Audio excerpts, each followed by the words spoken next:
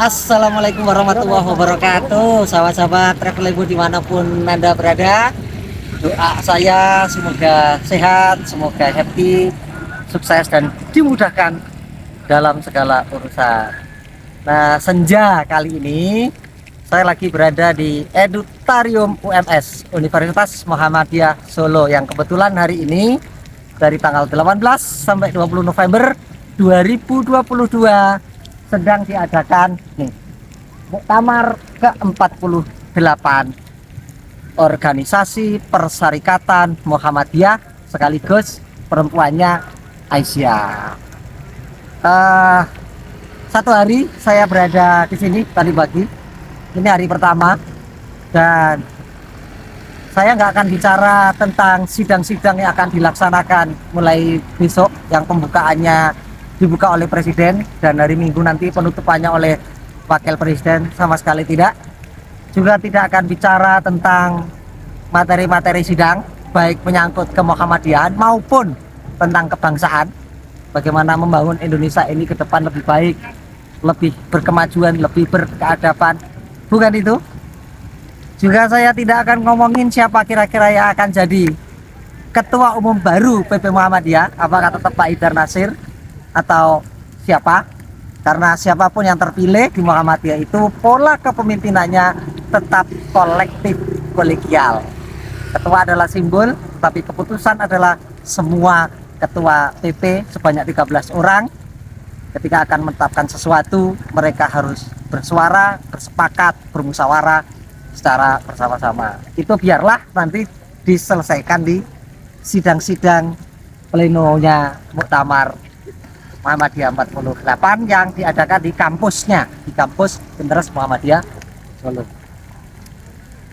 Yang membuat saya haru, itu yang perlu saya ceritakan ke teman-teman adalah peristiwa-peristiwa kecil yang dilakukan oleh para warga Muhammadiyah yang membuat saya haru, membuat saya gak bisa berkata apa-apa. Jadi misalnya nih, tadi pagi jam 6 habis subuh itu kita jalan-jalan keliling ini, datanglah 160 siswa-siswi dari Dimsa Sragen, sebuah pondok boarding school Muhammadiyah di Sragen. Mereka berpakaian merah-merah, khas pakaiannya tapak suci. Jadi organisasi silatnya yang berkembang di Muhammadiyah namanya tapak suci. Mereka untuk ikut memeriahkan, mengembirakan dan berperan dengan cara mereka terhadap muktamar Muhammadiyah di Solo ini. Dengan apa? 160 pelajar ini berjalan kaki dari sekolahnya sehabis sholat isya sepanjang sekitar 70 km dan sampai di sini sekitar jam 6 pagi. Dan luar biasa. Saya tanya, ngapain kalian mau seperti itu? Katanya, mereka generasi muda Muhammadiyah, cinta Muhammadiyah, ingin mewujudkan rasa kecintaannya itu dengan cara mereka yang bisa lakukan. Itu apa? Jalan kaki dari Sragen ke tempat muktamar itu. Itu bukan saja perjalanan fisik sebetulnya, karena kalau ditarik ke dalam sejarah, ada tokoh Muhammadiyah yang namanya Jenderal Sudirman. Itu adalah guru sekolah Muhammadiyah pada masanya, yang kemudian menjadi Panglima Besar TNI atau TRI, Tentara Rakyat Indonesia. Bukan hanya semalam mereka melakukan perjalanan, mereka untuk membela bangsa dan negara ini berbulan-bulan bergerilya dari hutan ke hutan, dari desa ke desa, dari Jawa Tengah ke Jogja, ke Jawa Timur sampai Blitar sana, melakukan gerilya untuk melawan agresi militer Belanda. Ada rasa cinta tanah air yang diwujudkan oleh seorang tokoh Muhammadiyah. Nilai-nilai itulah yang hendak mereka masukkan kembali, akan merasuk dalam jiwanya, bahwa terhadap Indonesia mereka harus menumbuhkan rasa cintanya. Dan karena mereka adalah warga Muhammadiyah, rasa cinta itu diwujudkan lewat Muhammadiyah. Ada lagi seorang ibu-ibu, ada 8 orang ibu-ibu tua umur antara 60-70 tahun datang ke sini naik bis ALS dari Nias, dari Sumatera Utara, 4 hari 3 malam mereka berjalan menumpangi bus dengan biaya sendiri. Setua itu didorong oleh rasa cintanya kepada Muhammadiyah. Sampai sini disambut oleh panitia, akhirnya dibawa ke asrama, dan hanya itu yang bisa dilakukan oleh panitia untuk menyambut, karena tidak mungkin menukar girohnya, kecintaannya, kenekatannya, sehingga mau naik bis bermalam-malam hanya untuk menghadiri muktamar Muhammadiyah. Kita hanya bisa memberikan akomodasi, kemudian menjamin makannya seadanya juga, gaya Solo, gaya makanan Jawa, dan alhamdulillah mereka tidak apa-apa. Yang penting katanya bisa ikut hadir, memberi warna, memberi sumbangsi, berperan titik kecil untuk semaraknya muktamar selama 3 hari. Cerita lain lagi, sekitar 7:30 ada 4 pickup masuk ke area ini dan berhenti di situ. Ternyata apa? Mereka adalah perkumpulan jaringan petani Muhammadiyah dari Sragen, kemudian dari Karanganyar, yang dengan pickup-pickupnya itu membawa hasil buah mereka. Ada semangka, ada garbis, ada tanam buah sayur mayurnya, semuanya dibawa ke sini. Pesannya sederhana, kata Pak Arif waktu yang saya temui itu, ya petani pengen juga ikut menyemarakkan, menyumbangkan sesuatu untuk muktamar ini dalam rangka menyambut saudara-saudaranya yang diperkirakan hadir di muktamar ini sekitar 500.000 orang. Mereka tidak bisa menyambut dengan fasilitas ataupun uang atau akomodasi yang lain. Mereka punyanya adalah semangka, mereka punyanya pepaya, mereka punyanya pisang, mereka punyanya nenas. Diangkutlah semua sama pickup-pickup itu, diserahkan ke panitia untuk dibawa ke dapur umum muktamar, yang nanti siapa saja yang hadir di sini bisa menikmati sajian mereka itu. Itu luar biasa kecintaan mereka dengan caranya masing-masing, akhirnya mewujudkan, memanifestasikan rasa cinta kepada Muhammadiyah itu dengan apa yang mereka punya. Tulus, tanpa pamrih, tanpa mengada-ngada, dan tanpa minta balasan apa-apa dari Muhammadiyah. Ada lagi yang menarik lagi, satu keluarga sepasang suami istri dan anak-anaknya dari Purwokerto. 3 hari yang lalu sudah berangkat dari Purwokerto menuju Solo, gowes naik sepeda pancal. Dia berhenti di setiap kota, di masjid-masjid Muhammadiyah sepanjang jalan, membawa bendera muktamar, membawa bendera Muhammadiyah di sepedanya masing-masing, dan mengkampanyekan muktamar ini di sepanjang jalan. Gowes naik sepeda, mereka sudah nggak peduli lagi, yang penting bisa sampai area muktamar ini. Dan sampai sini kelelahan mereka seperti terbayar, seperti tidak terasakan lagi kalau lelah ketika sudah tiba di auditorium UMS ini. Kemudian mereka melihat semua lingkungan, kemudian melihat tempat muktamarnya, tempat stand-stand didirikan, dan seterusnya dan seterusnya. Segitunya itu mereka